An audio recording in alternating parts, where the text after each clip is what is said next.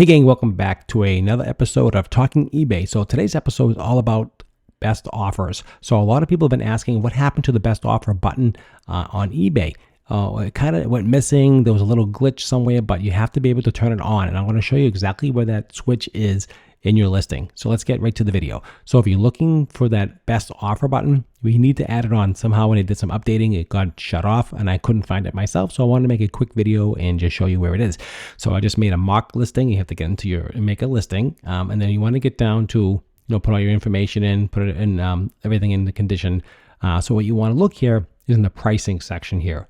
So you put your price in. Let's say, for instance, we want to sell this. Now, as far as doing best offers, try to price something like 10 or 15% more than you want. That way you can get exactly what you're looking for. So let's say the price on this item here is roughly selling for around $30. So I would price it, let's say at 40 or 45. That way you can get what you want. So let's say $45. But now the button is missing. Like, where is the best offer button? Well, you got to go right here under See Pricing Options. Now check this out. When I click on this, these things are automatically turned off somehow. Something happened. It was a glitch. Click on Best Offer. You can see it adds it right here. Volume pricing, if you want to add that, you can. Scheduling, these all should be turned on, and then you can use what you want. Okay, that's how that works. So that's really what happened there. It's a really interesting private listing. If you want to add that, if you never want to have that, you don't have to show up. So that's where it is.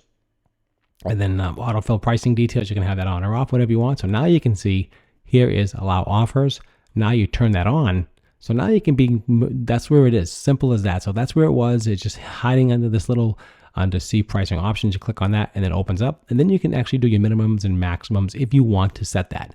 Now I recommend not doing that because, you're better off getting an offer and to see what people are thinking.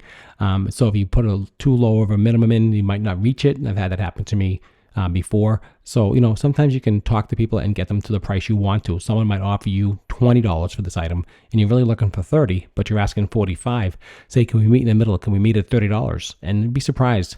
Most of the time it does work. So that's just my tip for you, my pro tip for you. Don't be afraid to ask for a little bit more. That way you can get to exactly where you want to be. So that's what this video is about. This is just a quick video on my channel. Please don't forget to like, share, and subscribe. It means a lot to me. I really do appreciate that.